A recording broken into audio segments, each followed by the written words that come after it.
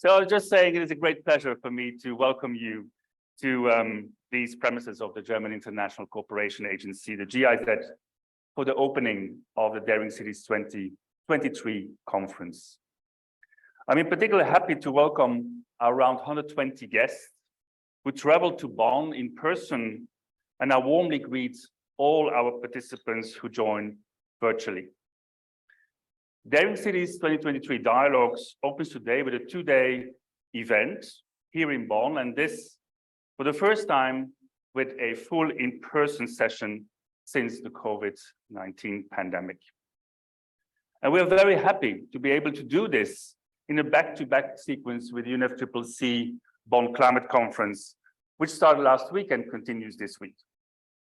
Launching Daring Cities 2023 whilst nations meet here in Bonn to prepare for the COP28 that takes place later this year in Dubai is a great privilege, but also very timely.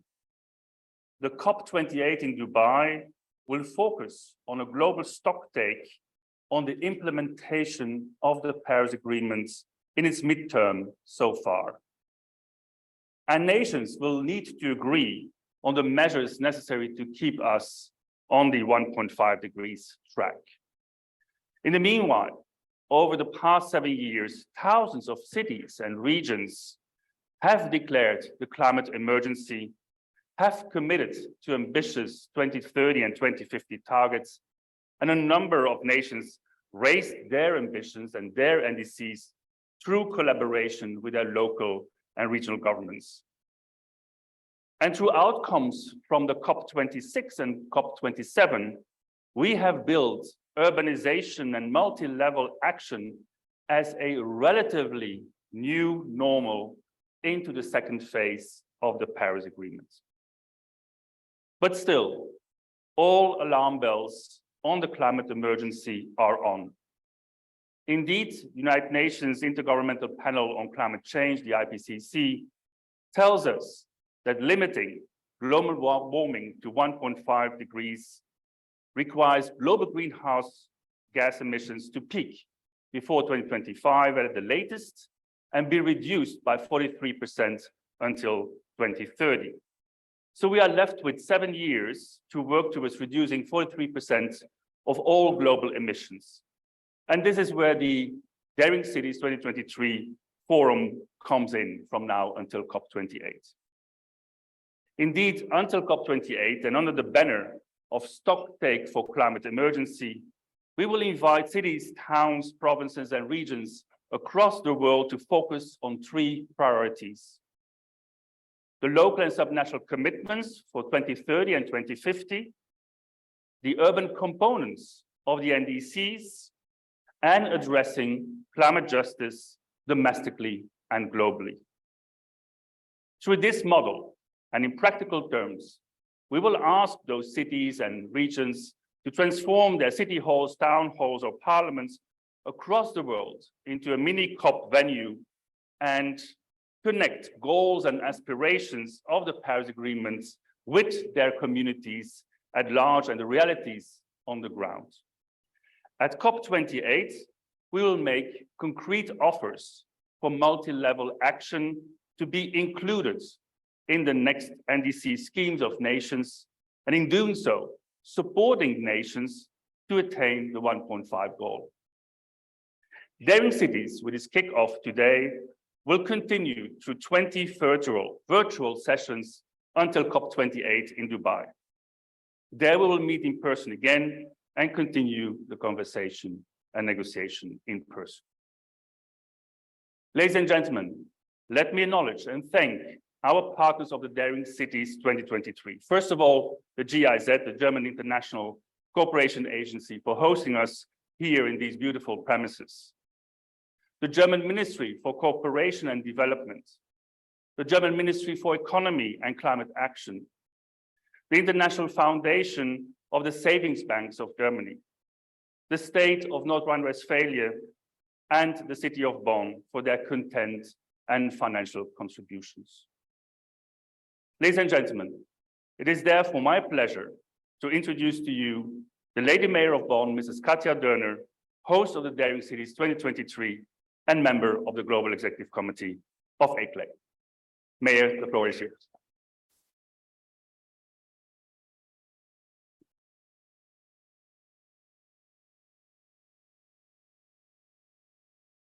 Dear Minister Grisha, Mrs. Litzinger, President Coney, Secretary General Van Begin, esteemed speakers, dear Daring City leadership and community in person.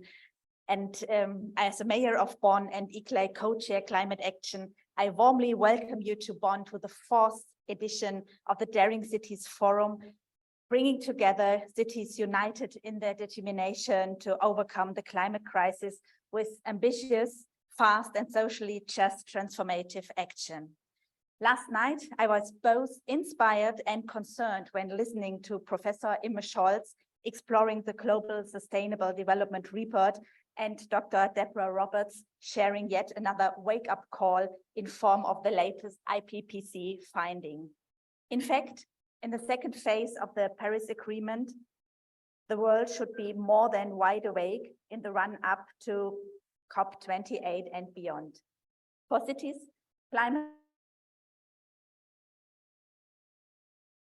adaptation and resilience building.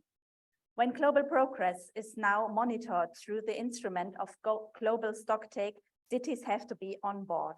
And it is our task to strengthen resilience, ideally by joining the dedicated Making Cities Resilience 2030 community with the United Nations Office for Disaster Risk Reduction in close collaboration with ICLEI. By the way, Bonn is stepping up to support other cities as a resilience hub for the next 3 years. As you will know, ICLEI is acting as focal point to the local governments and municipal authorities constituency. The LGMA message to COP28 can be resumed in just one hashtag, multi-level action delivers. Because cities and regions join the Surges initiative launched by COP27 presidency in numbers. Because the success of multi-level action can be traced in 5 tracks and cross-cutting themes. Because contributions to the global stocktake in data and experience will be harvested in the town halls around the world in Bonn Dialogue formats. Because these Daring Cities 2023, jointly hosted by ICLEI and Bonn with many partners, in particular the Federal Ministry for Economic Cooperation and Development, the GIZ, whom we have to thank for this wonderful venue, the state of Northern Rhine-Westphalia, and the Foundation for International Dialogue of the Savings Bank in Bonn are not over at the end of this Bonn Climate Conference. Over the summer and through Urban October, webinars and panels will be foster further experience exchange and peer learning. And at the third cornerstone, the Daring Cities will reach out to the parties at the COP28 Blue Zone Multi-Level Action Pavilion. It is my sincere conviction that multi-level action, which by now should long be the new normal, is the only path to the successful implementation of the Paris Agreement within 1.5-degree boundaries and in a globally just transition, which is a clear thematic focus of the Daring Cities 2023. And I am very happy that a dedicated group of leaders amongst us will meet with parties who have long proven to be friends and supporters of multi-level action tomorrow afternoon. So Bonn is on board. We are striving to make Bonn climate neutral. The Council took milestone decisions, adopted climate emergency in 2019 and deciding for climate neutrality within the 1.5-degree boundaries of the Paris Agreement to be achieved by 2035 at the latest. The vision was co-created by our citizens and numerous stakeholders, and the administration set up work packages.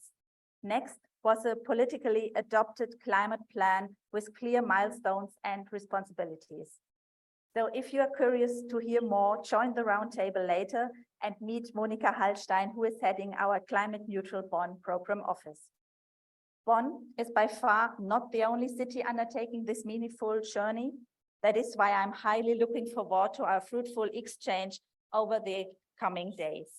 Ladies and gentlemen, esteemed delegates, it is my very pleasure to welcome you on board the Daring Cities fast track towards a socially just climate transition driven by multi-level collaborative action. The next stop is Dubai. Thank you very much for your attention.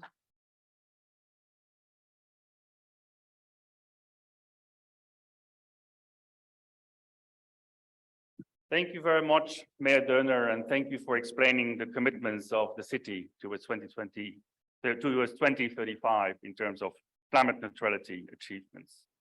The state of North Rhine-Westphalia here in Germany is a Daring Cities partner since its very first edition in 2020.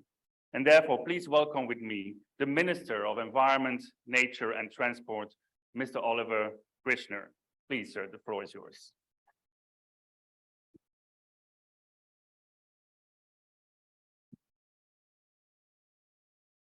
Dear Mayor Dörner, dear ladies and gentlemen, I'm honored to be one of the hosts of this year Daring Cities Conference and glad to be able to deliver my words of welcome in person together with Katja Dörner, Mayor of Bonn. It's my pleasure to welcome representatives of all levels of government from all over the world here in Bonn, this beautiful city in the south of North Rhine-Westphalia. Welcome everyone.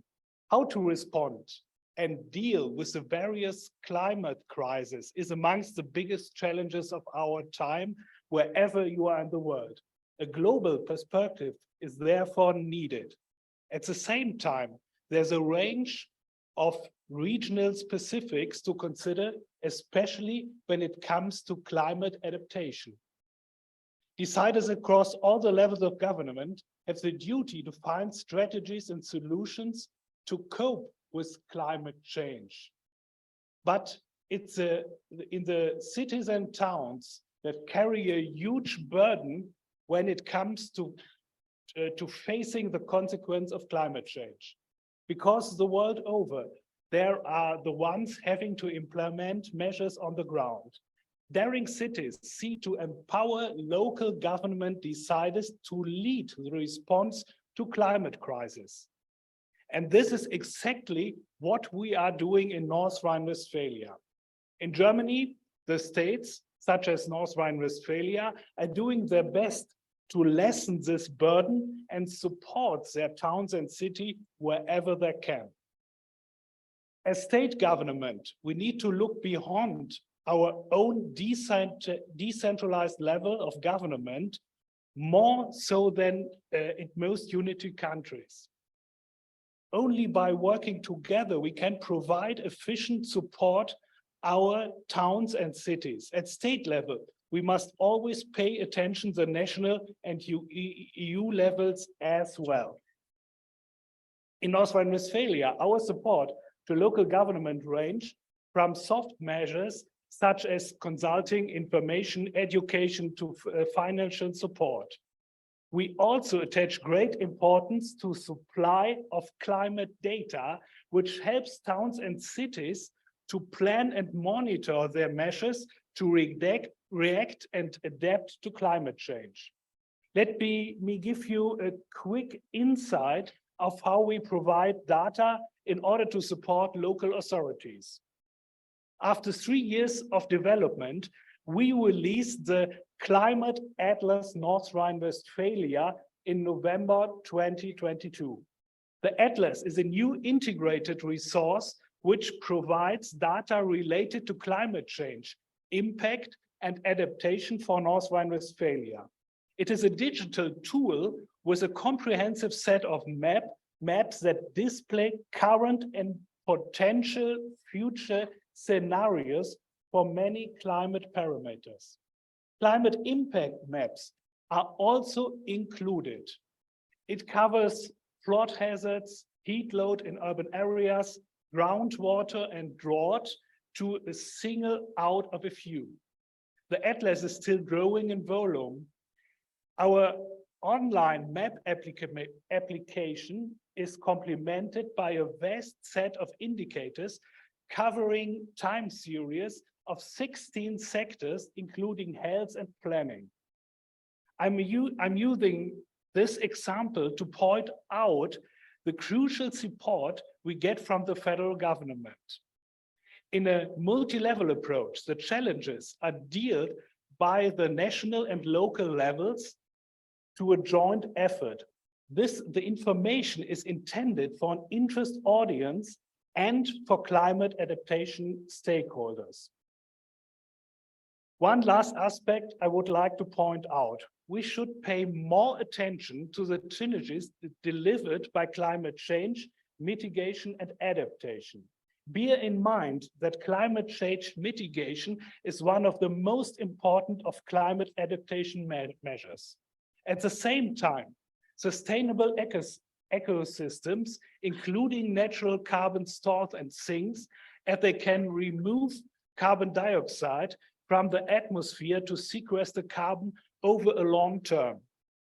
In addition, near natural diverse ecosystem can generally cope better with the changes caused by global warming as they are more resilient. To summarize, the North Rhine-Westphalia state government wants to provide significantly more money for climate adaptation, connect the various founding programs, and making founding more permanent. We keep working on direct assistance and support to enable towns and cities to provide for equitable and sustainable transition for the future. Climate change, mitigation, and adaptation requires cooperation at all levels.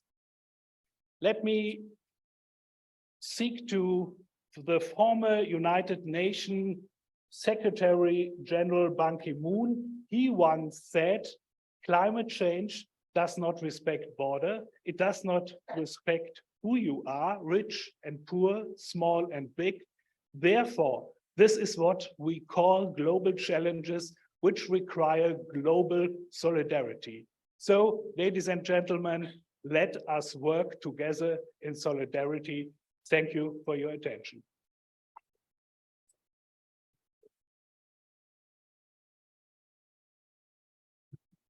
Thank you, Mr. Kirchner, for your welcoming remarks, and thank you very much for the support that we have received from the state of North Rhine-Westphalia and from your ministry to the Daring Cities 2023.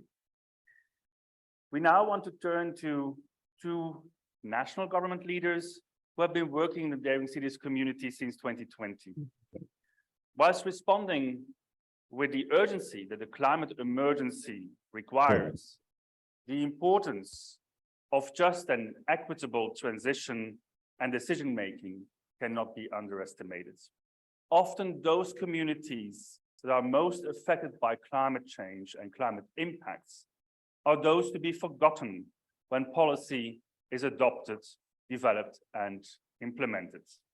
The broader civil society must be included in the climate emergency responses at all stages, and the voices of those who are most affected should be prioritized. So we asked national leaders in Japan and Dominica to give their insights on just and equitable multi-level climate emergency responses. So let me turn to the Vice Minister of the Environment of Japan, His Excellency Mr. Hiroshi Ono, who should be with us live on the screens now. Can I ask our team to connect?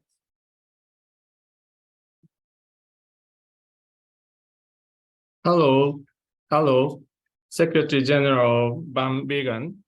Do you hear me? Yes, Minister. Can you turn on the video if possible? We will try. And also, I have several slides for my presentation. Thank you. We have them. So thank you very much, Secretary General of ICRE Van Vegan, for organizing this wonderful event. And also thank you very much, Mayor Derner, for reminding us of the importance of city, and also Minister Fischer for laying out the support from national government to state government to towns and cities, including data provision.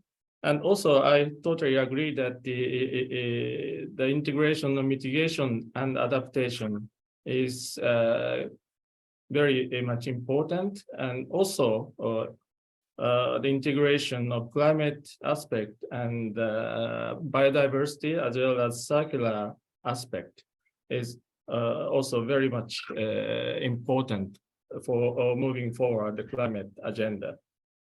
So I'm very happy and honored to be here to share with you the Japan's efforts on multi-level of climate actions. So please, next slide, please.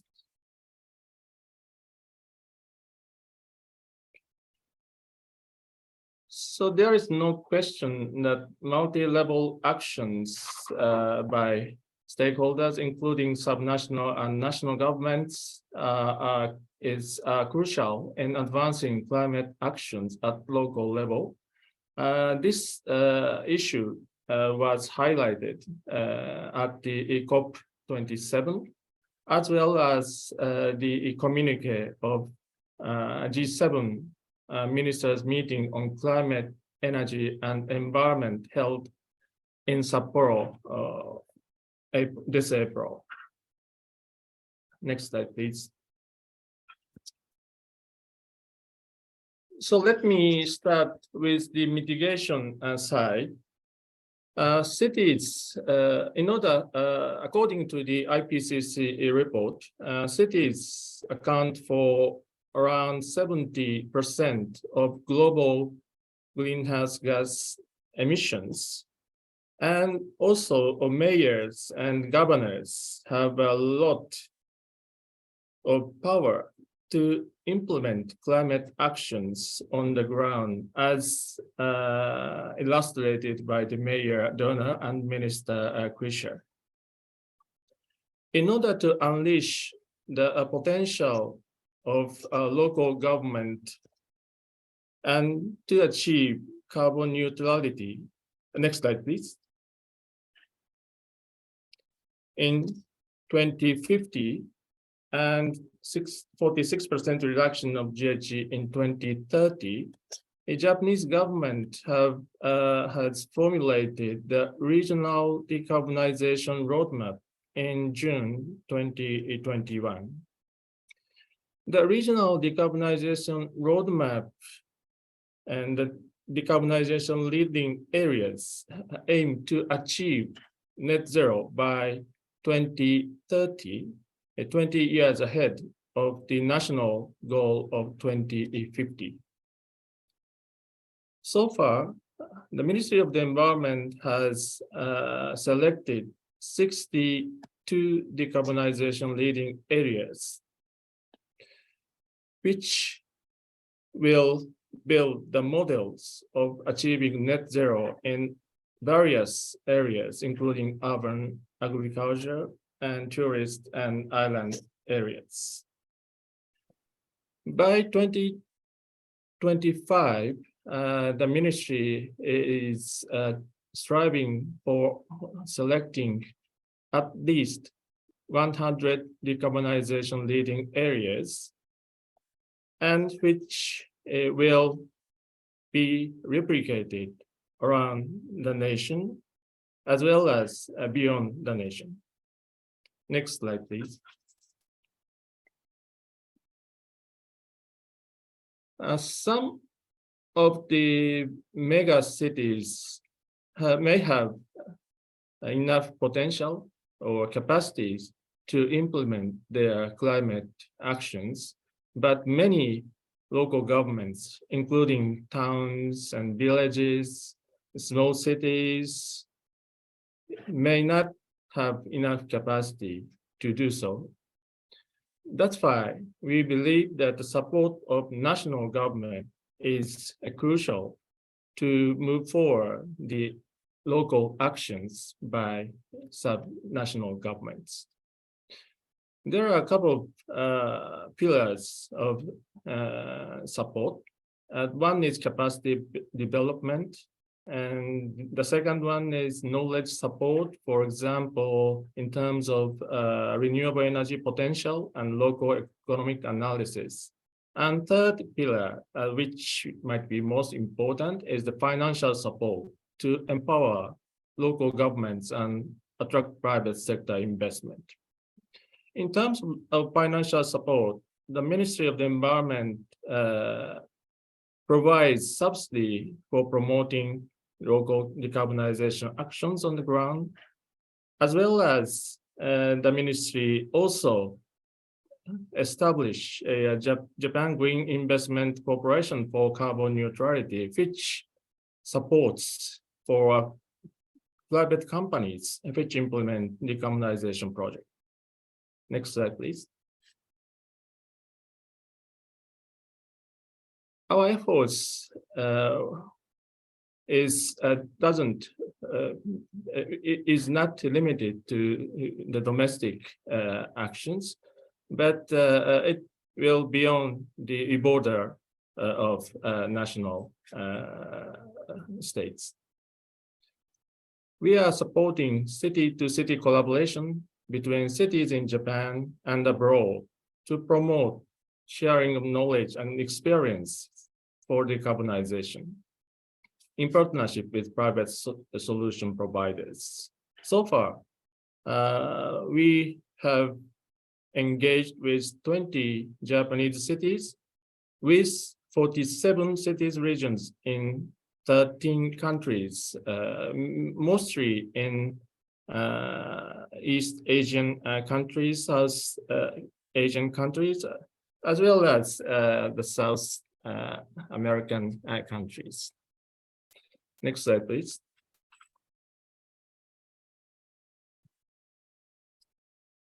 Our program doesn't limit ourselves to just the exchange of information and knowledge. Ministry of the Environment Japan and JICA, it's a Japan International Cooperation Agency, and the donor agency, roll out the Clean Cities Partnership Programs, which provides a comprehensive support, including financial, technical, and the knowledge support to address triple crisis, climate change, biodiversity loss, and pollution.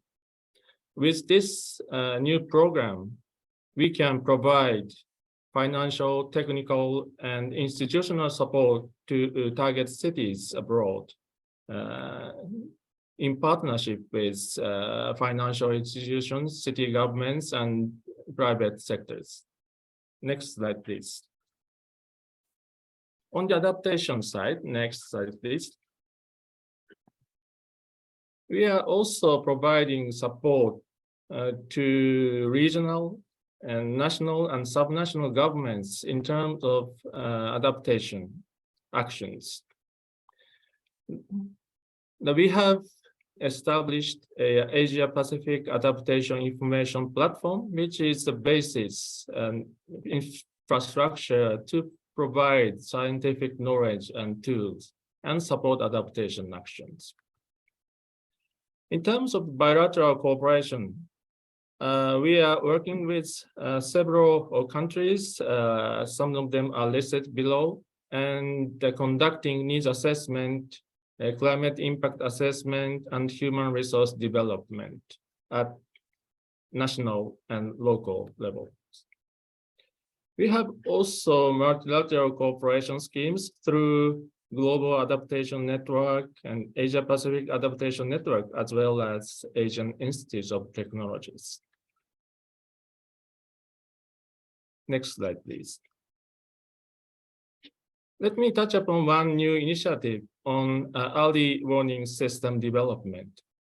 Last year, the UN announced the early warning system initiative, and it says within the next 5 years, everyone on Earth should be protected by early warning system.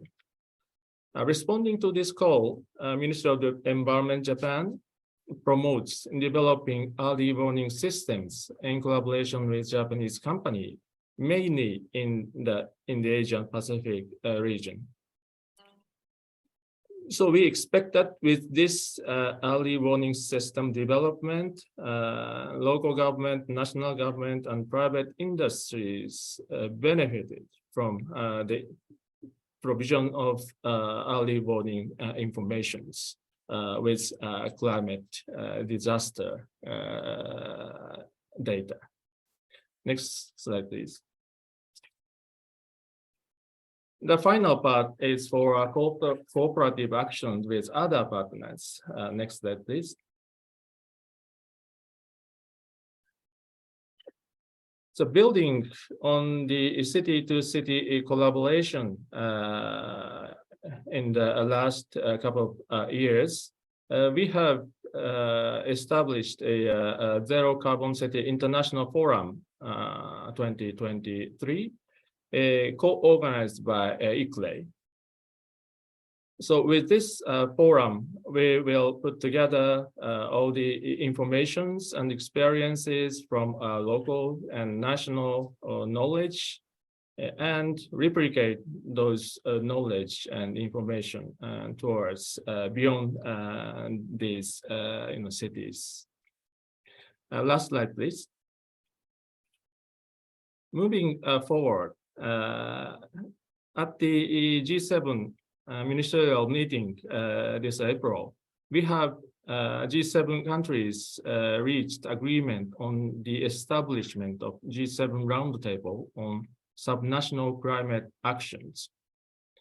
This is the expansion of the earlier, Zero Carbon City International Forum to G7 scale and beyond. And within this framework, we will work with Urban 7, the cities, and ICLEI and other partners to hold a first roundtable meeting in mid-2023 and discuss with stakeholders on the possible actions and support at local level as well as national level to local level. The result of this meeting will be compiled into a summary report and which will be published at COP28 in Dubai for wider dissemination. So with that, we are pretty much looking forward to working with ICLEI and other local governments and move forward the local actions on the ground to achieve the global goal of carbon neutrality. Thank you very much for your attention.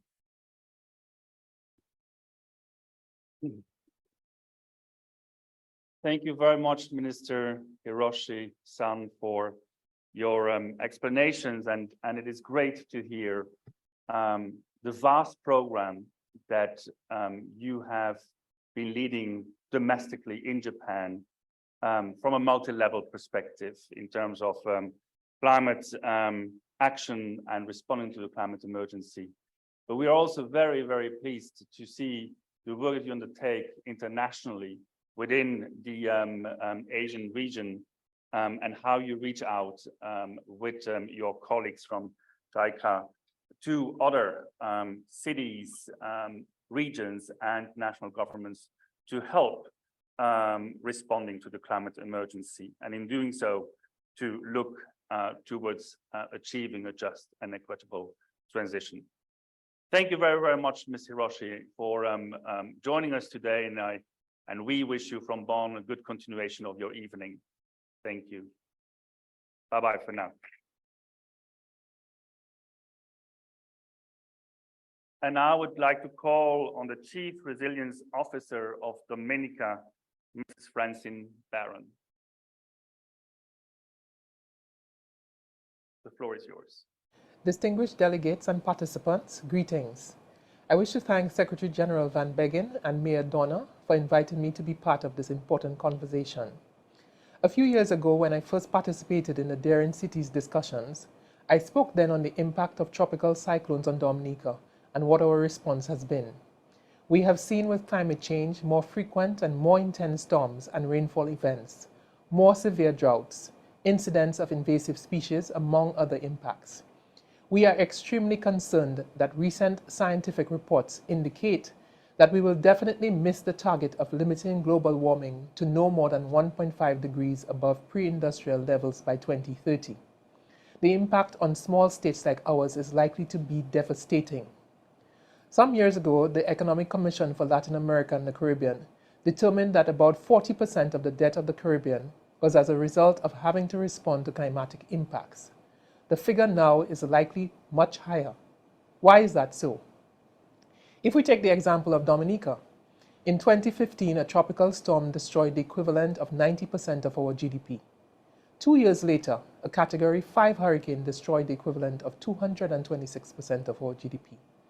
That means roads, bridges, public buildings, homes destroyed, lives and livelihoods severely impacted, critical telecoms and electricity infrastructure damaged.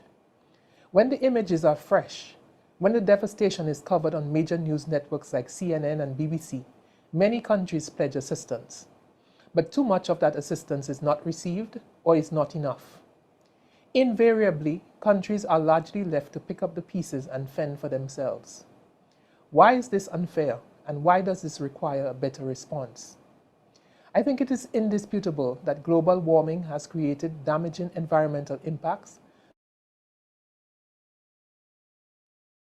It is also correct that small states contribute the least to global warming.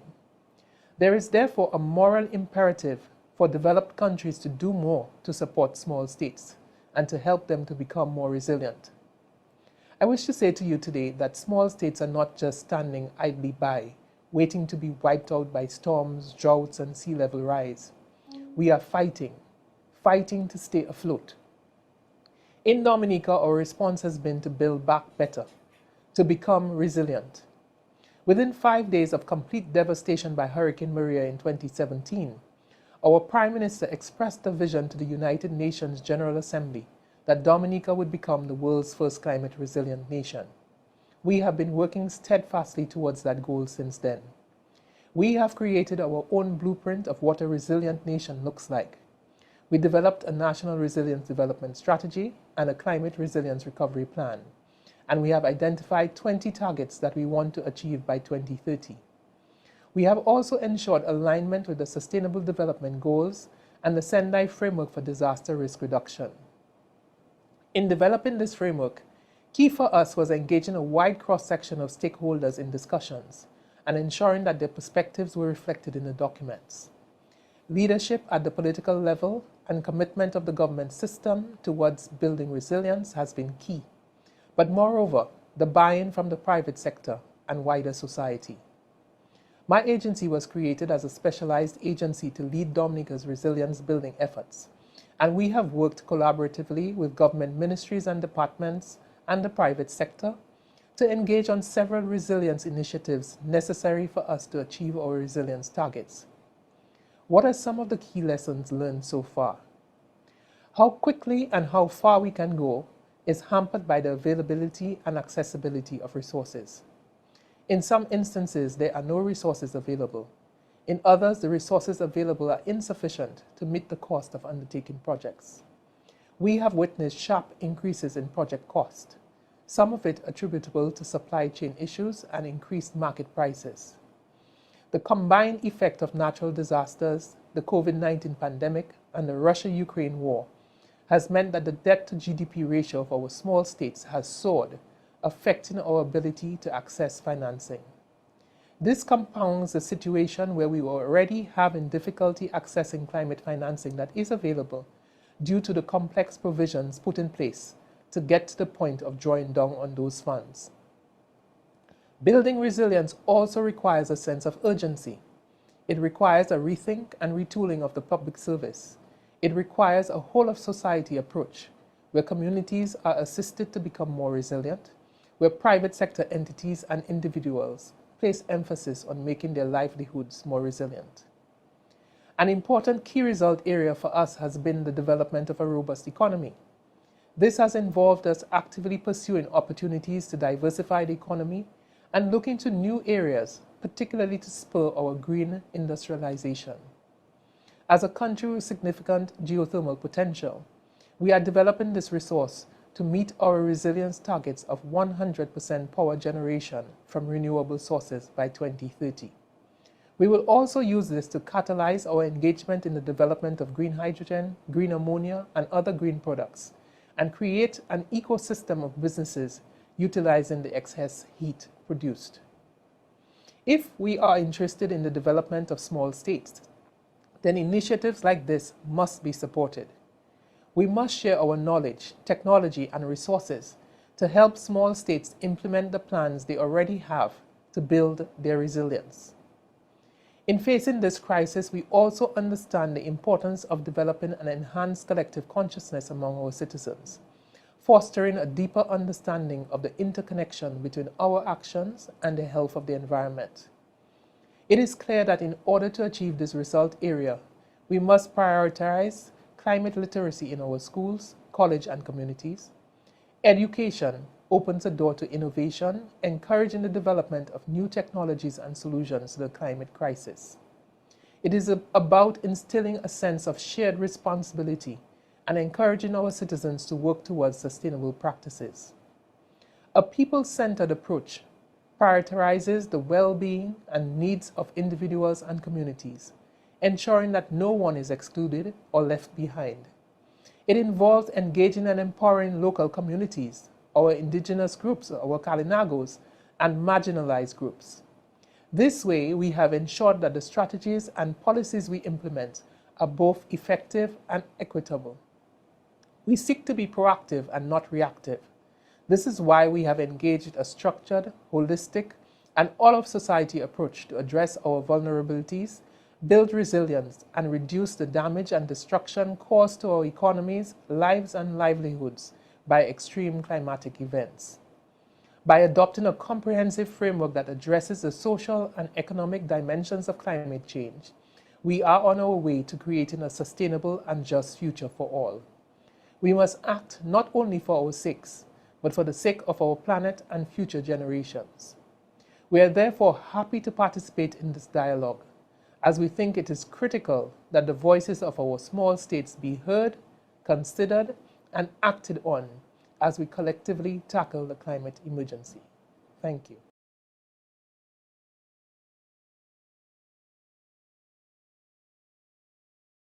Thank you very much, Chief Resilience Officer of Dominica, Mrs. Francine Barron. And I think this is a testimony of how important the issues of equity and justice are in the climate debate, and that in particular small states are being helped in a more proportionate, positive way than perhaps others.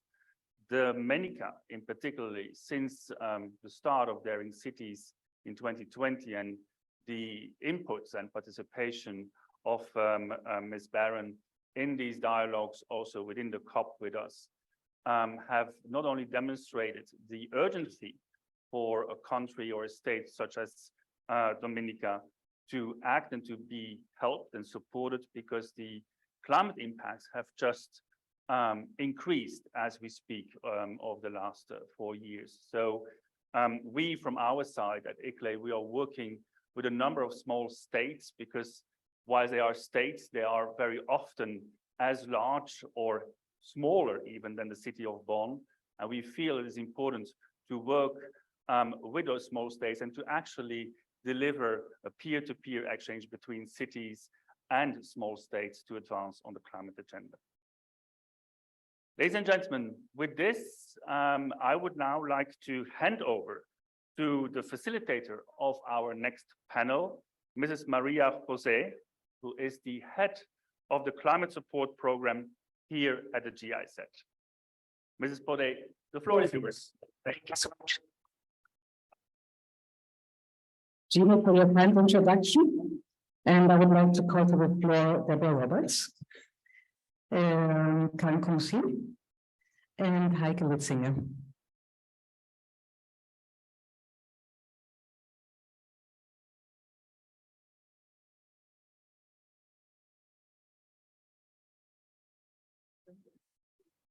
No,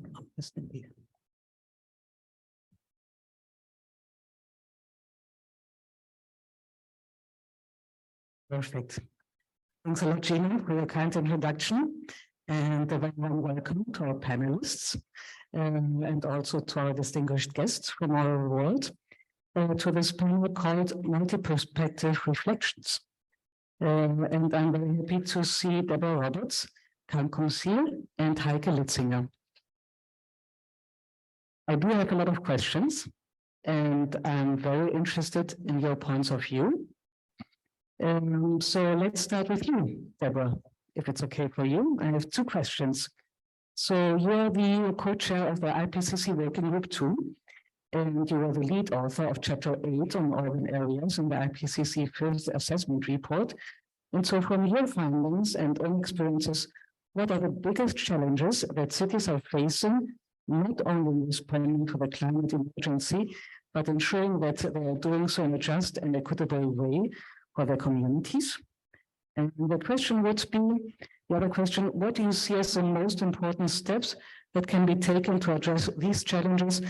And do you feel that cities are empowered and enabled to do so? Please, Deborah, the floor is yours.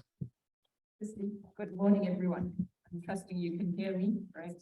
Lots from the back of the room, which is always good. And just to indicate, the science has moved on since I was an author of Chapter 8. So I'll reflect on some of the key findings that have emerged from the recent 6 assessment reports on urban areas.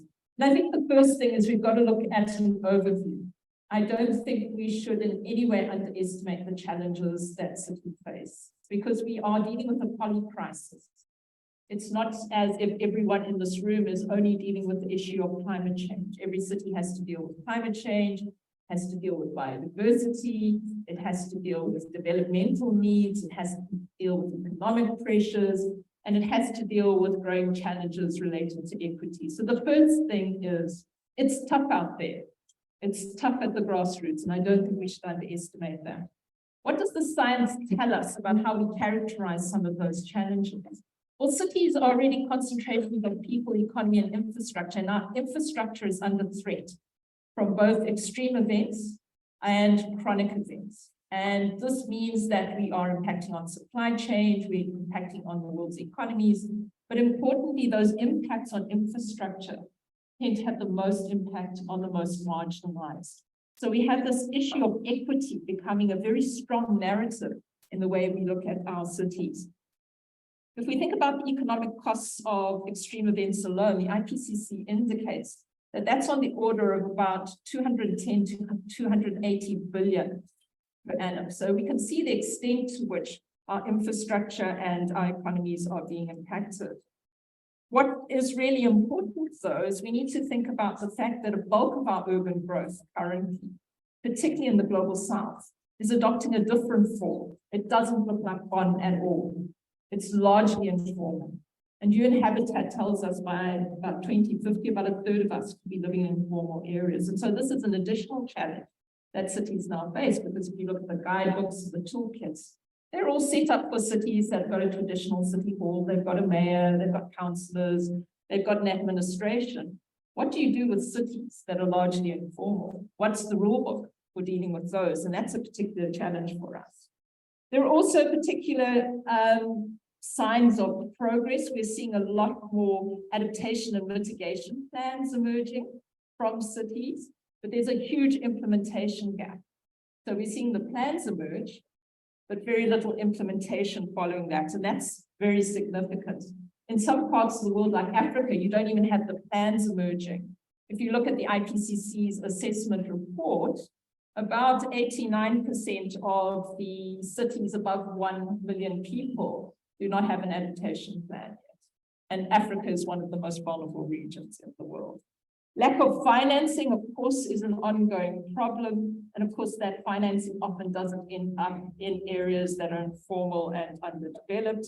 Governance structures, we often carry out our climate change work as unfunded mandates because we don't have the policies and laws in place which allow cities to work on climate change. South Africa is a classic example of this. We've got a climate change bill on the books, but not an act which gives local government powers.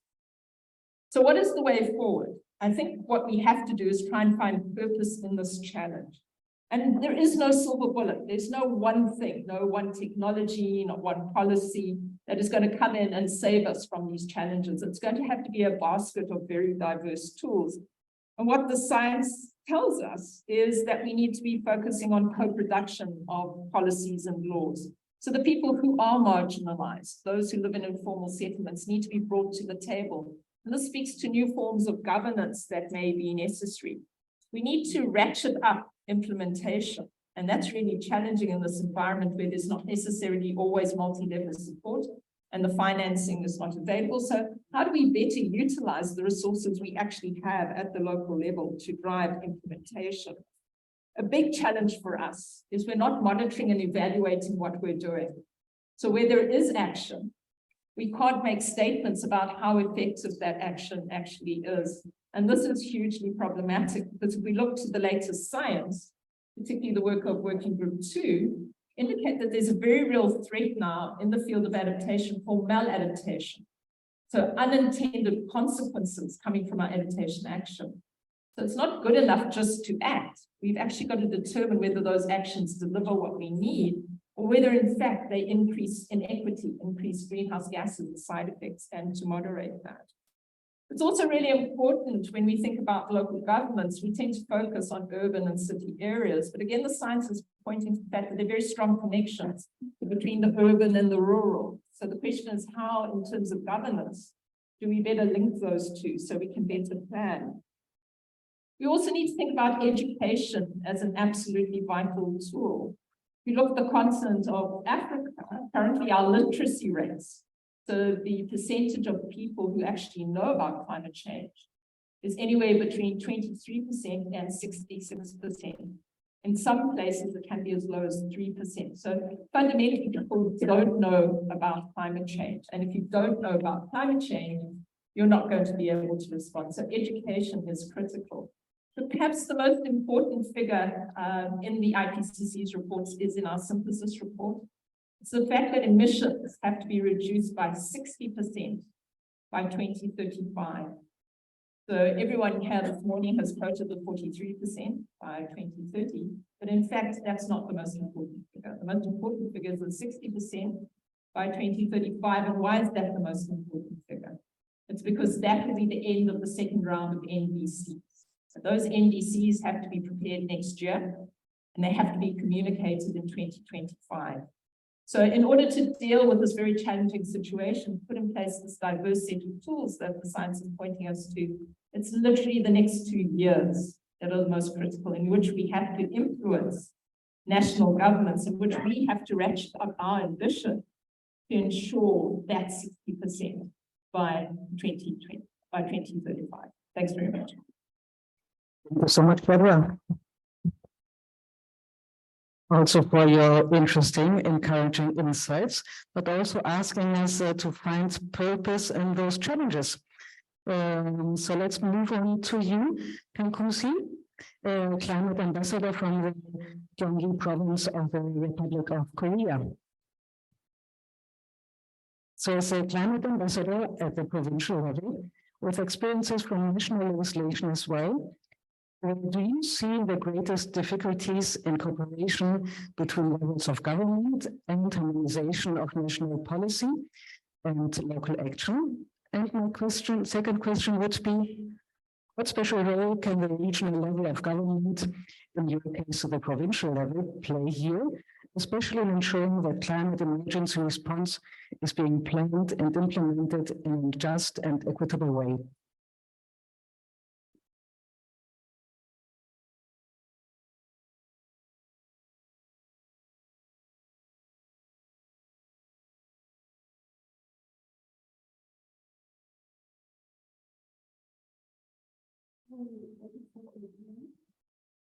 I represent Gyeonggi province first. Gyeonggi province is the largest local government in South Korea, with more than 25% of the national population and 31 local governments. It is center of newly developed industries as well as global 100 companies That's why the cooperation between national government and Gyeonggi province is key to achieve carbon neutrality in Korea. But Korean government released the plan to lower the 2030 renewable energy target from 30% to 20%, 21%, and increase the nuclear power generation by 5%. So, this policy direction is the different from the province. We are facing difficulties in terms of how to cooperate with national government. With concerns about national policies for carbon neutrality, Gyeonggi is taking a lead. In April, in Bonn, the Gyeonggi government announced the Gyeonggi Island 100 vision. The main goal of the vision is to increase renewable energy generation from 6% in 2021 to 30% in 2030, including hydrogen power origin. As Gyeonggi's energy transition plan is still in the initial stage, but showing disappointment about government plan to lower renewable energy target, Gyeonggi's Island 100 vision was very welcomed by Korean civil society. We also look forward to working together other cities and provinces to realize our vision to reality. On the other side, the concept and participation of local communities and citizens is a very important thing in climate crisis response and energy transition.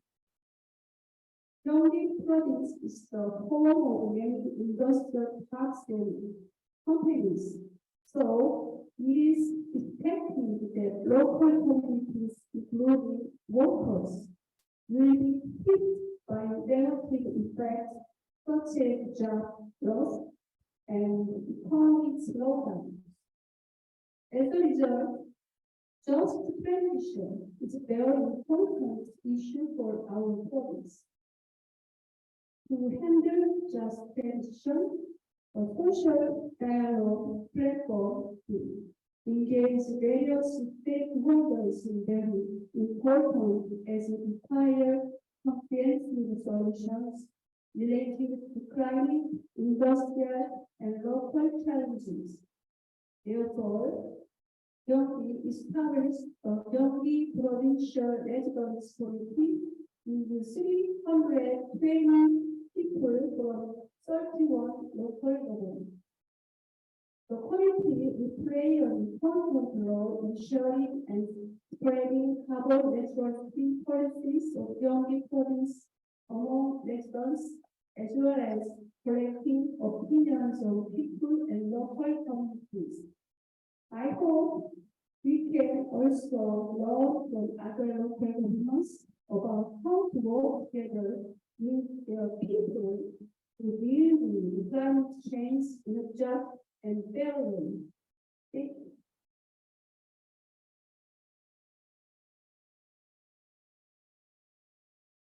Thank you so much, Karen, and also happy to see the engagement at all levels and to hear about the promising plans in your province. So let's continue with you, Heike Litzinger.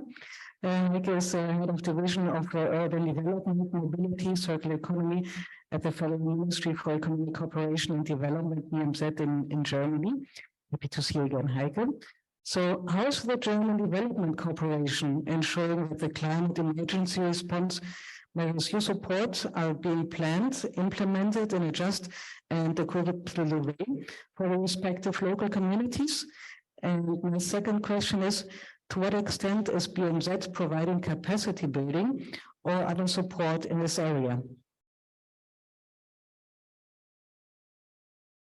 Thank you very much for this question. Well, good morning, everybody. I am very happy to be here and very thankful to equitable for organizing this get together, and from what we have heard so far this morning from always the exchange you are talking about. That's what's going to happen right here, and well, we are very happy to support equitable with this approach of bringing everybody together and to support their strong community power they have. To bring people from all levels together, as you can see in the first block, the mayor, and then the federal level as again here in Germany, and same for our international partners. It's very, very important. I think it's very helpful to give impulses right now to the UNF.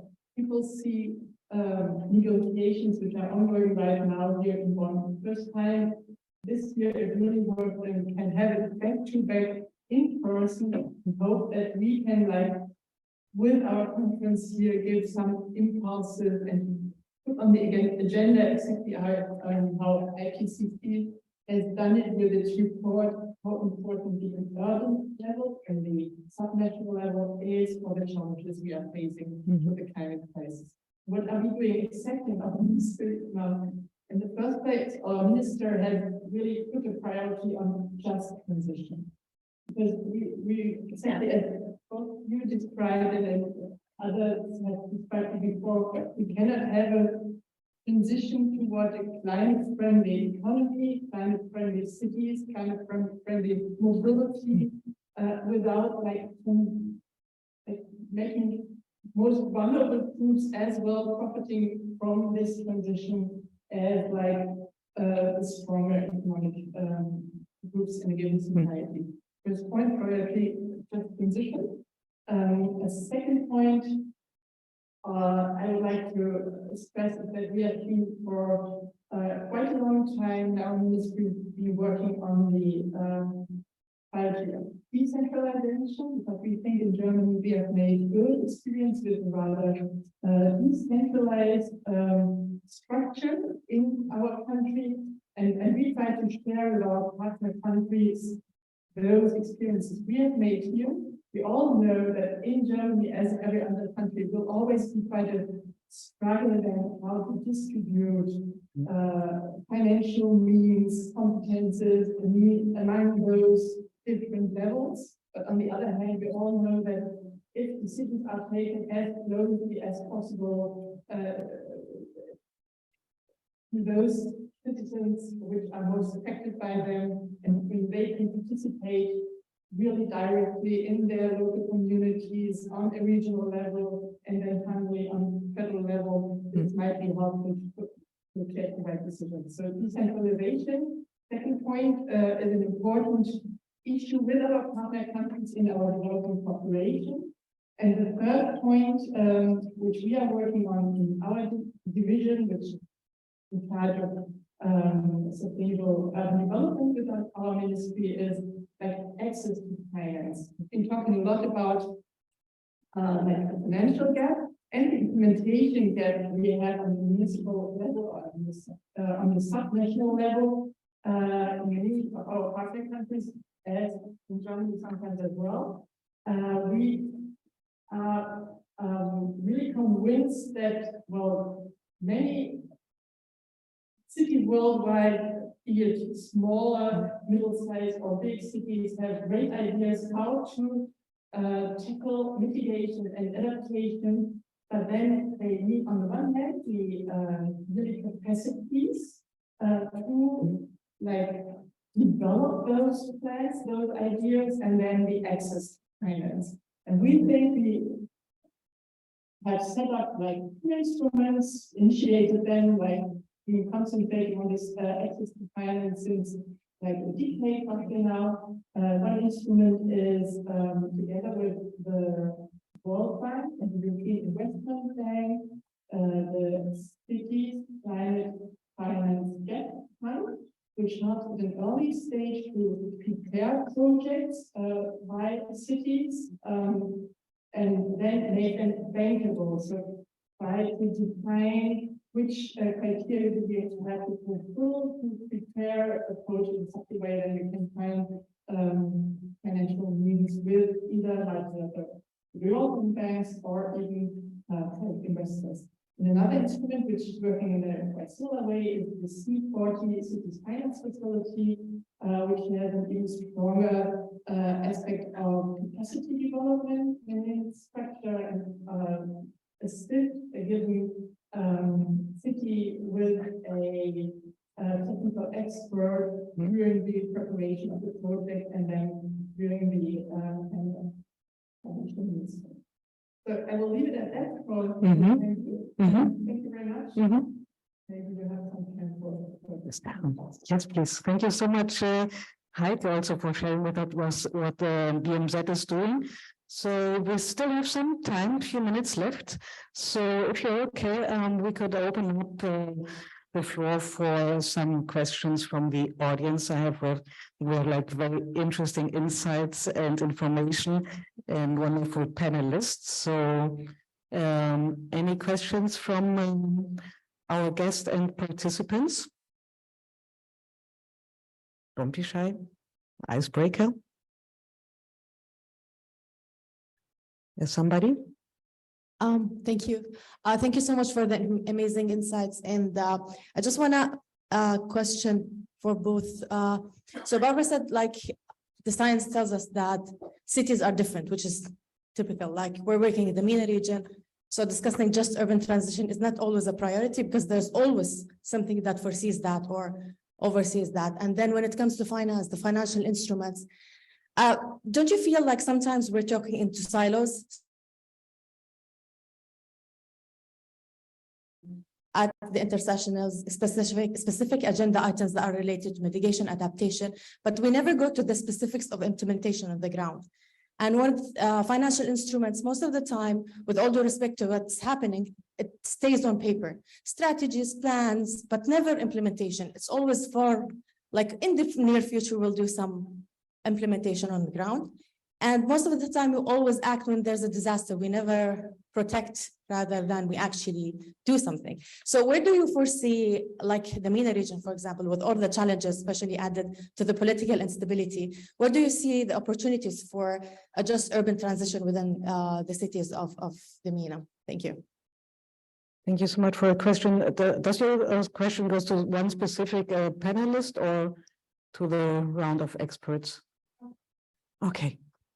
So anybody willing to answer this very interesting question on discussing in silos, implementation is missing. Deborah, I see you. Yes.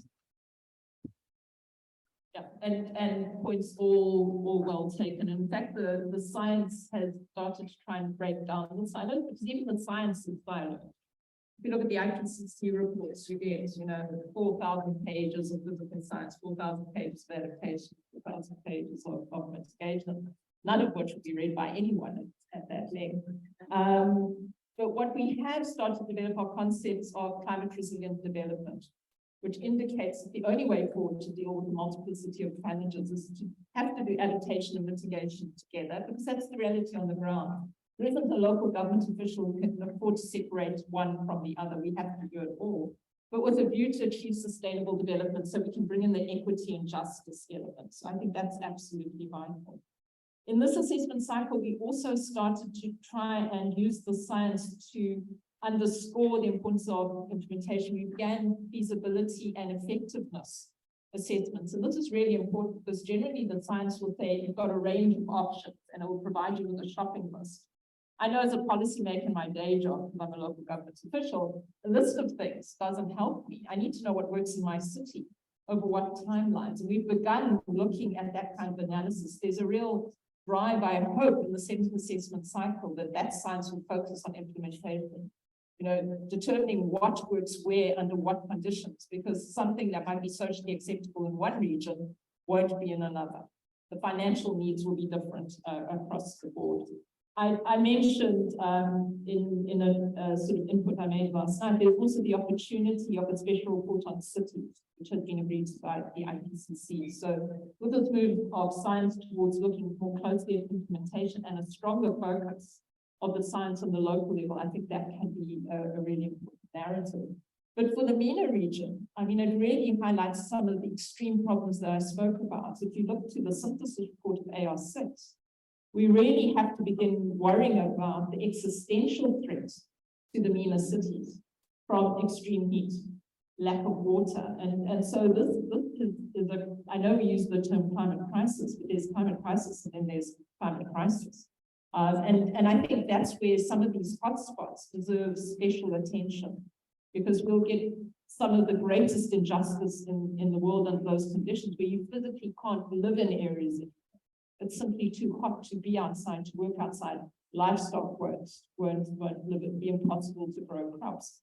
And I think that's the kind of message we need to be sending back. Some of these severe consequences are going to occur in regions that are already marginalized, really vulnerable. And it is, as you say, it's a sad indictment of our overall geopolitical system that the people who act are in this room and the people who plan and talk are sitting 10 minutes away. And that is a big institutional challenge for us. Yeah. You would like to add? Yes, please. 저는 이 경기도 경우를 잠깐 소개해드릴까 합니다. 경기도는 아까도 말씀드렸지만 산업단지와 교육 굉장히 밀집되어 있습니다. Shortly, I want to share about the Bonn province. The Bonn province is a province which is growing about the industry parties and a lot of companies. 노동자들의 정의로운 생활뿐 아니라 기업들이 어떻게 기능을 적용하는가가 굉장히 큰 과제인데요. 지금 그 기업들은 인식을 하고 있지만 변화를 위해서는 굉장한 비용과 투자가 필요한 상황이라서 기업과의 협력 과제에서는 경기도는 교육을 하고 있는 차원이고요. 그리고 그 산업단지의 필요한 방안을 바꾸기 위해서는 산업단지와 협업관계에서 투자를 받고 구성하고 있지만 상당히 많은 이제까지 없었던 일을 하기 때문에 상당히 많은 난관이 존재합니다. 그래서 국민뿐 아니라 산업에 종사하는 사람들, 또 기업들, 산업단지 이 모든 것과 협력해서 이제 그 난관을 풀어나가는 진짜로 그 모든 운동수의 역할을 시작을 했습니다. So the Gyeonggi province is just start off about the energy transition. So of course, as we already discussed about that, it's really necessary to get a financial health. So all of the multi-level cooperation is really important, as we mentioned already. And the Gyeonggi province is trying to invest a lot of money to establish the solar power. And at the same time, we cooperate in order to overcome a lot of obstacles in front of us. And at the side of civil and business and multi-level cooperation is really also important and overarching for us. So in this case, I want to just shortly mention about the case in Gyeonggi province. 그래서 가장 협력과 여러 가지 말씀을 굉장히 분명히 가졌고요. 실질적으로 협력하고 함께 이 길을 소개하고 진앙을 같이 나가기 위해서는 함께 인식을 공유하고 열정을 모으고 상호 이해해주는 가장 중요한 것 같습니다. 한 번 더 말씀드리자면 지금 이제 한국에서는 정부와 지방자치단체의 정책이 반대로 가고 있기 때문에 그 난관이 더해져서 굉장한 위기에 처했지만 여러분을 만나면서 더 격려를 받고 용기를 얻어서 다시 한국으로 돌아가 더 열심히 하자고 결정하였습니다. 감사합니다.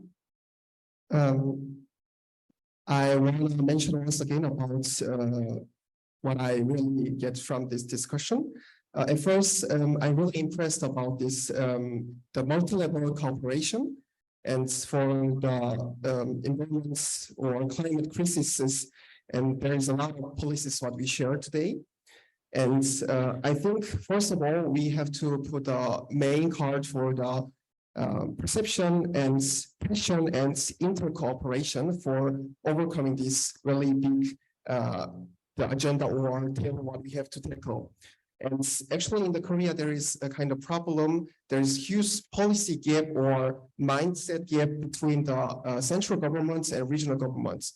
So I'm really encouraged by your sharing the agenda opinions. So through this time, I can deliver the right decision and message to the Korea. I really thank you for that. Thank you so much. I'm almost closing remarks. So thank you, Deborah. So having time in mind, I would like to come to an end. And this has been a very inspiring and fruitful exchange and discussion. Thank you so much. Thank you also much for the participants for being here. I think this is a fantastic start for this meeting and event. So I wish you inspiring meetings and great talks, and wish you a good day and goodbye, and over to you, Gino.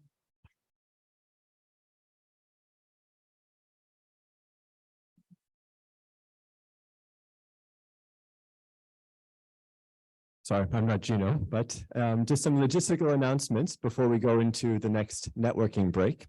So thank you again to our panelists and facilitator. We'll now be having roundtable discussions and hoping to actively engage all of you in discussions around what we've been talking about this morning, a just and equitable transition, and looking at the climate emergency response. So Kat, if we could bring up the layout for the rooms. So we're going to do a quick room reset of the furniture during the break. When you're back, we'll have 5 round tables set up in this room. So you can see where the stage is with table 1 here to the front, 2 in front of me, 3, 4, and 5 in the back. And we have 2 additional roundtable discussions, which will be happening in rooms just adjacent to the auditorium. The events team will help guide you there. They're just next door. The topics for the roundtables. For table 1, we'll be looking at the climate emergency response city case studies. That will be here in the front. Table 2, looking broadly at the just and equitable climate emergency response here directly in front of me. At table 3, we'll focus the discussion a bit more on the feminist approaches to the climate emergency response policy. The 4th table will look at climate emergency more from the lens of resilience and adaptation. The 5th table will discuss a bit more on multi-level partnerships for climate emergency, also including the Surge Initiative. And then in the 2 additional rooms, in the room 6 will be the global stocktake, looking at taking multi-level partnerships forward. And then the 7th will be a discussion carrying over a little bit of our theme from Daring Cities last year on climate emergency finance. So again, after the break, you can then join any of those tables that you would prefer. We will also have a fantastic graphic recorder. She's reporting on the events taking place, Joyce. She'll be going around during the discussions, taking photos, and we'll be enhancing them afterwards. So yeah, you will notice her going around. In the case that you would prefer not to have your image used in any of the reporting afterwards, I'd kindly ask you just to speak to my colleague Ariel from our communications team and just let her know, and then we can make sure that those won't be used. Because we will be doing a reset up of the furniture, I would ask that when you go to the coffee break, please do bring your bag and your jacket with you because we do have to change all the chairs. Otherwise, see you at 10:45. Enjoy the networking.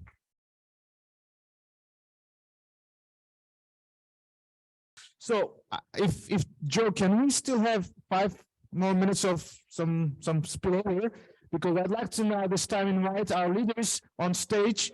Mayor Frank Carney from Des Moines, US, and specifically Mayor Manuel from Mozambique, Quelimane, Mozambique, Mayor Sefiani from Chef Sharon, and Councillor Stone.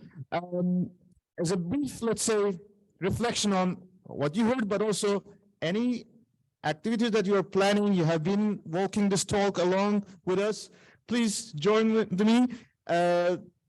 This will be an opportunity for us to hear from our leaders how they would like to take the work forward. So please, I will be here, I will be on the podium, so you will be on stage. Let me take my camera. Yeah, and Mayor, great. Okay. I'd like to first start with Mayor Araujo, because you have been involved in this process. Every time you're coming to those COPs, you are bringing your ambition, but when you go home, you are every 2 years or so, you're facing an unbelievable disaster that what you're doing at home is just vanished. and you're once again bouncing back and starting from scratch. How do you keep this motivation, and what do you expect from these global processes that can help you better when you face such disasters? Do we have any problem with the microphone?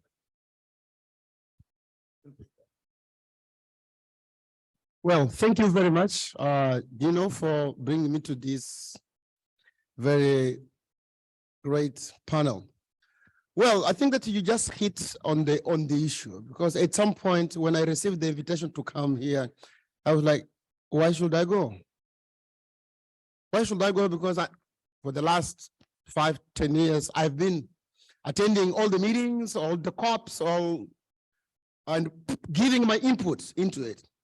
But and then when I was hit, or when my seat was hit on the 12th of March this year by Cyclone Freddy, I felt alone. My own government, city government, literally collapsed, because for 3 days we could not communicate. There was no way of communicating because all the telephone companies went down. So I had to go house by house to find out if my councillors were still alive, because we had to take care of the city, and I was alone. I couldn't communicate. I didn't know if they were still alive. So, but and then I was expecting something from my national government. Of course, during that week, the president of the republic came, the ministers came, the UNDP rep came, the WHO came, like all international community represented in Maputo, the most important, they came to visit my city and to see. And all of them declared that it was an emergency and Kilimani was a priority and so on. But until I left my city to come here on Friday, until Friday, no single support had reached my city.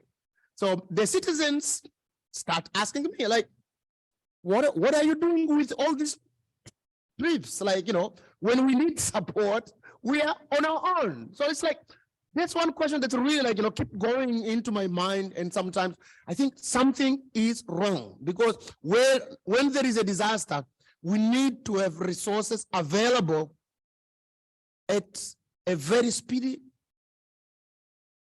very speedy, because people are there, some lost shelter, others, like my city, for 15 days, the whole water system was destroyed by the cyclone. So like we didn't have for 15 days a water supply. So people were drinking water as they could, but not even WHO could go ahead enough. In Mozambique, we call it certeza, like it's a chemical product that you can put in the water so that the water can become potable. So people were boiling water, like, you know, going back years and years.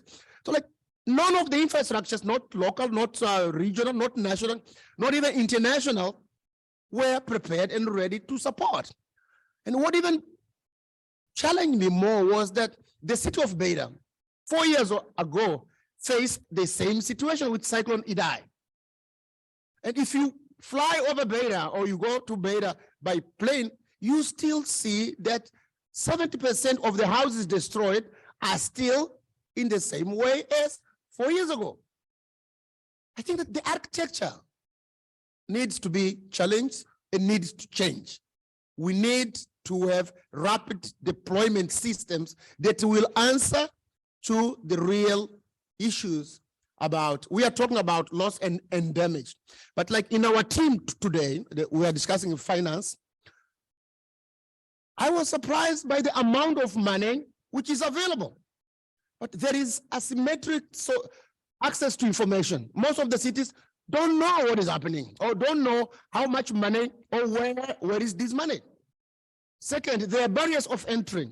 Even if you know where the money is or how much money exists, we don't have, most of us, the cities from the south, we don't have the human capacity to access that fund. The bankers, they speak their own language of bankable projects, which we, at the level of cities, we don't know what a bankable project is. Or even if we know, we don't have the tools to transform our needs into a bankable project. So we need to bring down those in the banking sector to start talking our own language, but also we as city representatives need to make an effort to learn the language of the bank. So I think there is a need of double effort from the bankers to understand our language, but also has to understand the bankers' language. Then, because because when this climate change, extreme event affect a city, we all lose. The bankers lose, we lose, the government lose. But mayors and local government, we are in the forefront. We are the first. For 5 days, because there was no communication, I could not talk with the minister or with the national director for disaster management. So I had, with my limited means, solve all the problems that were there for 5, 6 to 7 days until the funds were back. I could not access the money, the little money I had kept aside for emergency, because there was no electricity, the banking were not working. So we need to reposition ourselves and rethink. Even there was somebody I could not access because there was no electricity and the banking system was not working. I think we should start to think about practical solutions, and maybe really those cities across the world having this simpler city relations, but really emergency relations could also be discussed. Whenever we hear something, we should be able to find. Actually, Yunus, to me, if the loss and damage is going to be framed in the same way like the current funding, I think we need really to make sure that local government do have direct access to those resources, be them human or financial. It's very important. If they go through the international organization and go through the national government, well, I think in 10 years from now, we will be here discussing exactly the same issues. Thank you for your braveness and leadership. Also your perseverance to join us here, because that is the only way we can find our way forward. So thanks a lot, and once again, all the best in your effort and your team. I want to go to Councilor Stone.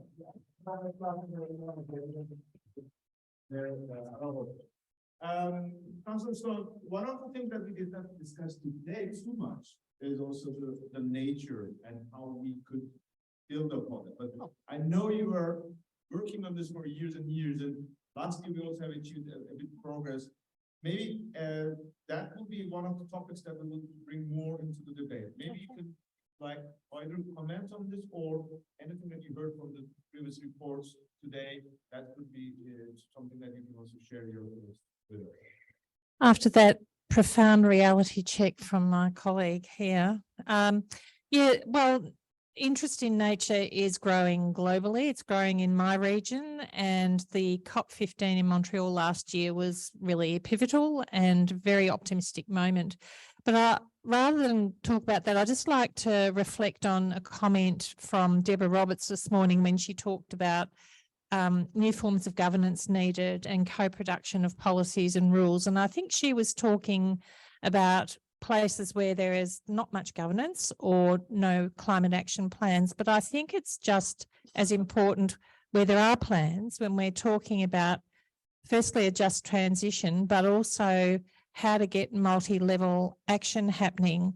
And I've been reflecting, listening today on, by the way, I'm one of those countries that dropped out and then dropped back in to being real on climate action.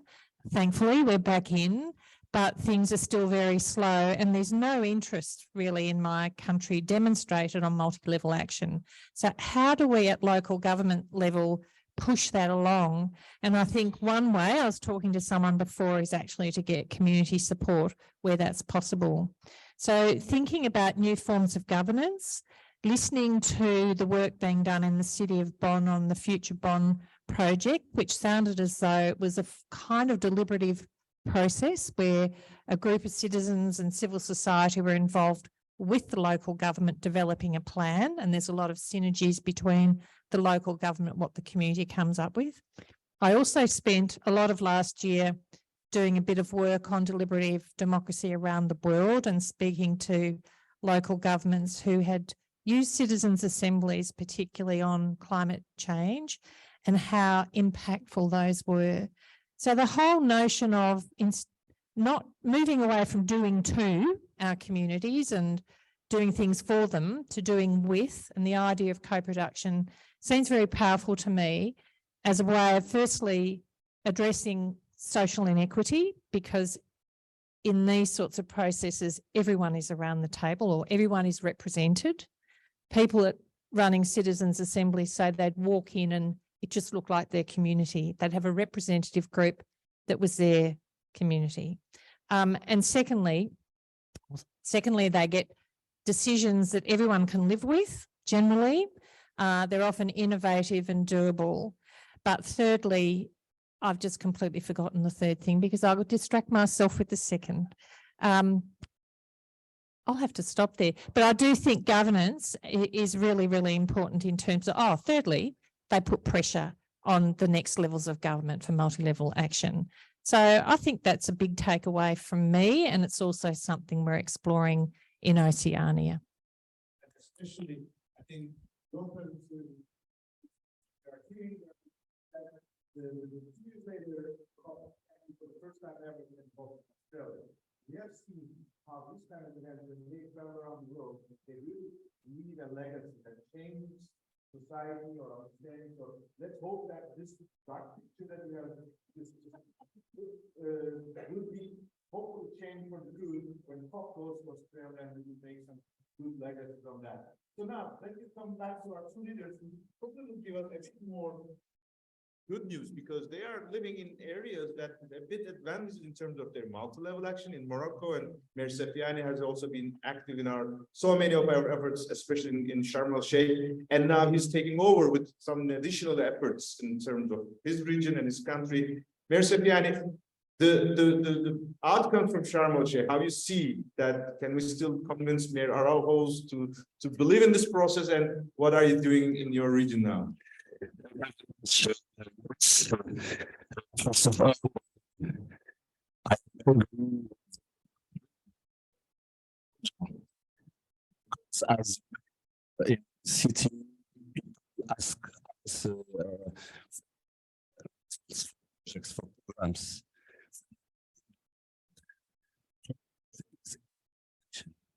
Implementation, because it's very interesting for us. But I am more optimistic than because I saw what happened last year. Surely with fast speed, but we are working in that direction. And I can talk about the Sharm el-Sheikh. First time this minister meeting housing and climate, and after 8 years that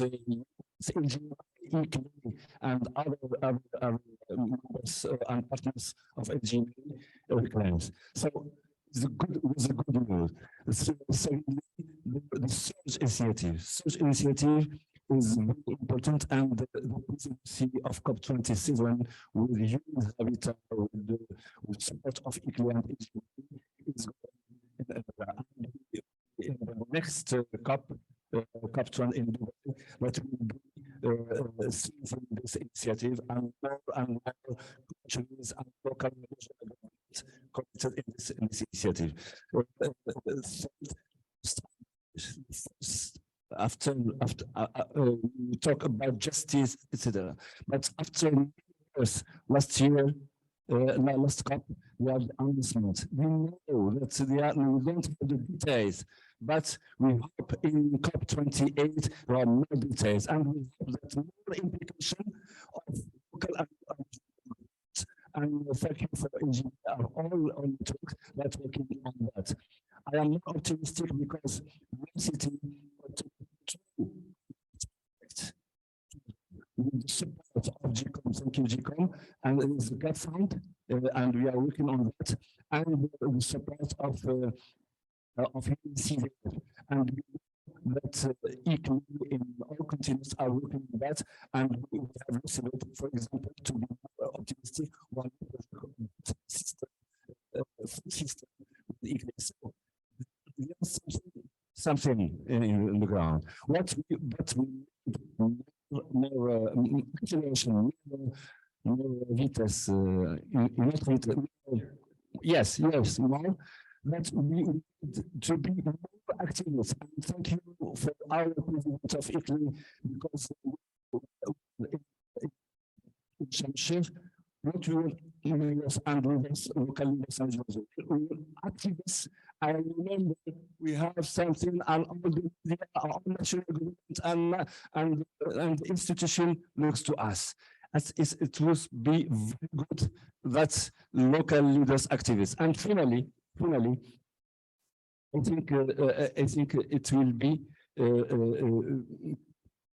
better and reasonable that we have a finance fund destined only for local and regional governments, because until now only 10% go to the local.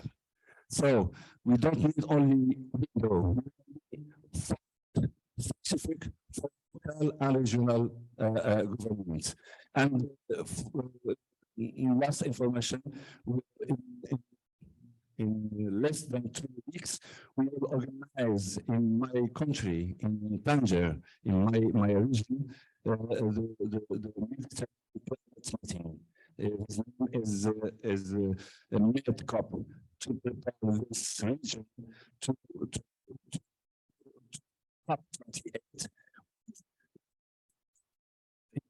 of national and local and international.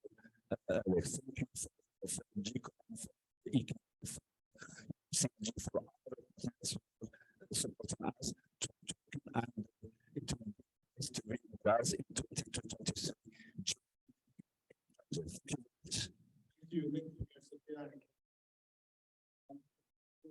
Keeping us committed that we have to maybe the last person in your family, you have been following these years, you have seen ups and downs in your country, in your crops, but now you have one of the brightest messages coming from your country with your leadership from the federal government, but also across the continent, across Americas. Let's hear from you. What are those good news coming from the US? Thank you. And thank you to all of our people that have made presentations this whole day. And as we meet here for the Bonn Dialogue and we talk about, has been put up on the screens and we've watched it since we arrived, the global perspectives on just and equitable climate emergency response. We've heard it from experts, from the scientists.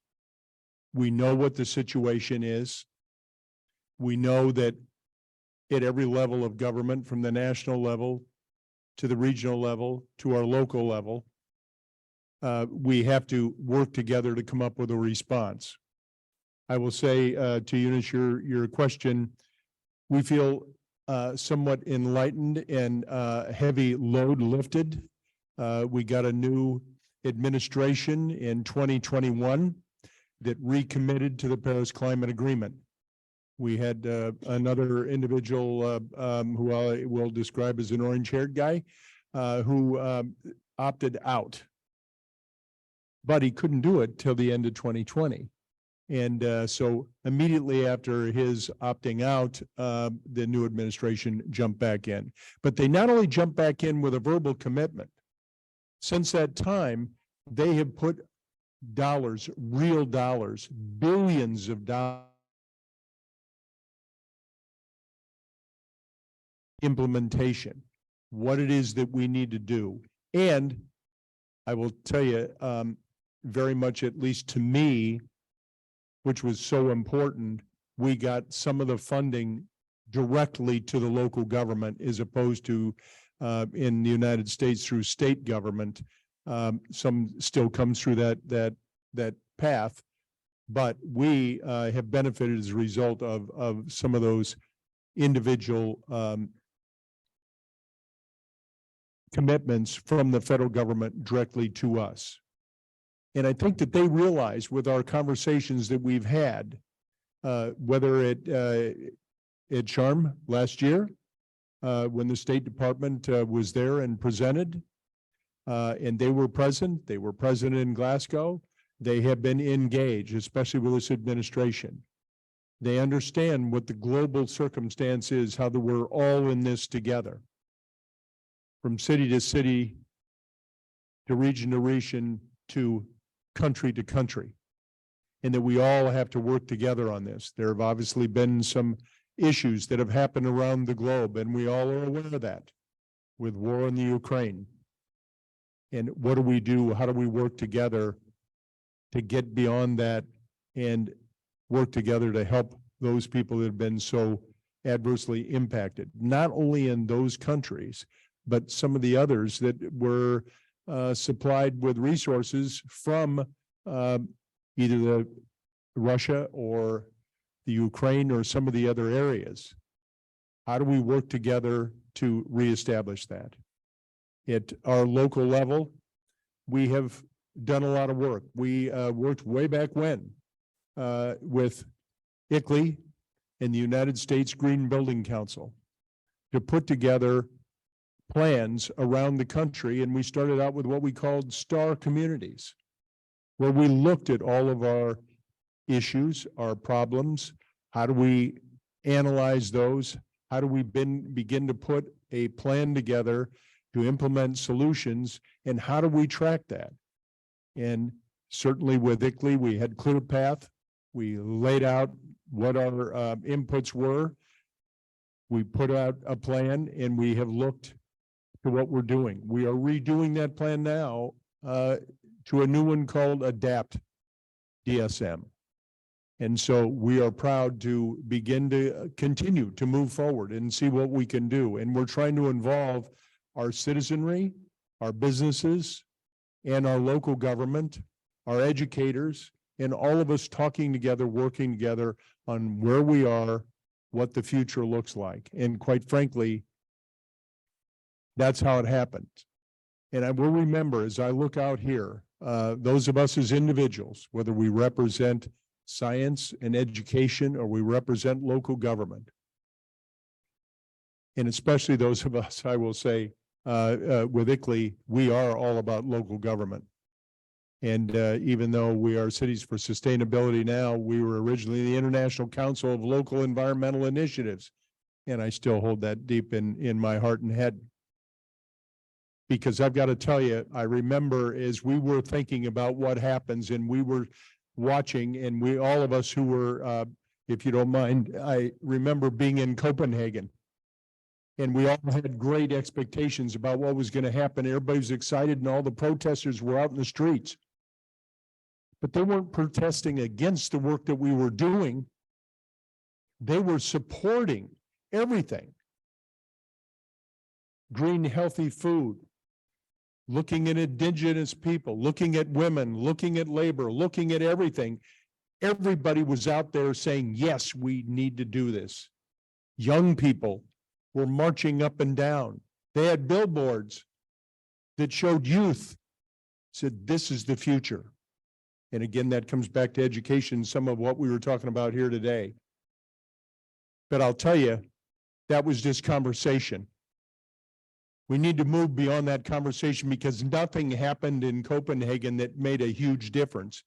A lot of people acknowledge there were issues, but here we put a lot of these issues on the table, and we're the implementers. Local government, we're the people. Where it happens, we heard it just a minute ago, yet this year we are struck by catastrophe, by extreme climate situations, and everything that builds up around it. We have to work together, we have to plan together, we have to think together. Because when those people up at heads of state are thinking and wandering around and talking, we're the ones that are affected every single day.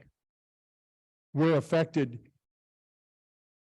thinking and planning about our future, about what our situation is, how we're going to deal with it, how we're going to finance it. We need the kind of input that we've been getting here at this meeting, and we need to take it home and we need to implement. And by the way, we need to come back together and we need to share those best practices and best ideas. Because I've got to tell you, we can't sit there and just hope somebody else is going to do it. We have to start today. We can't wait till tomorrow, next year, or the next 5 years to hope that somebody puts a plan together that maybe makes something and show that we are intentionally committed. We need action, and we need to start, and we need to do it now. Because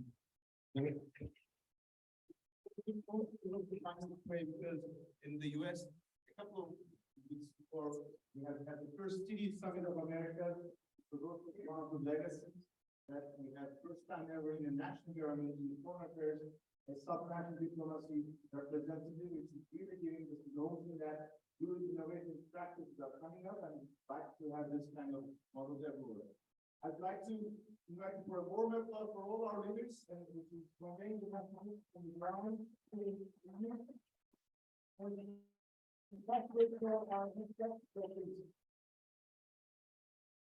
I'll keep this very quick. I think that the president just said it perfectly. We need to start now. We need to start today. And our leaders have a very busy agenda this afternoon to do just that. We'll be meeting with Tina Schultz for a special dialogue on the World Sustainable Development Report. And then after, we'll also be having discussion with the multi-level action. So two key meetings with our leaders. Tomorrow, we'll have a side event, a few ones specifically on transforming emergency action and discussing the business functions. So definitely carrying a lot of the conversations we have today. In the afternoon, we'll be meeting with NCR 2030. There's various hubs. They're simply preventing this is just a kickoff. So from now until September, we have a full virtual forum that we put together addressing many of the topics we're all discussing at roundtables. We won't go to the full program now. Check it out on daringcities.org. Get all the details. We'll be happy to see you there and continue those discussions. I would just say at that point, a huge thank you to everyone. The reason we organize Daring Cities and have these events is to bring you all together to discuss those journeys and hopefully empower you all to take these messages and to back all of your organizations today. So thanks for taking the time to be here and being part of this discussion. Have a great day.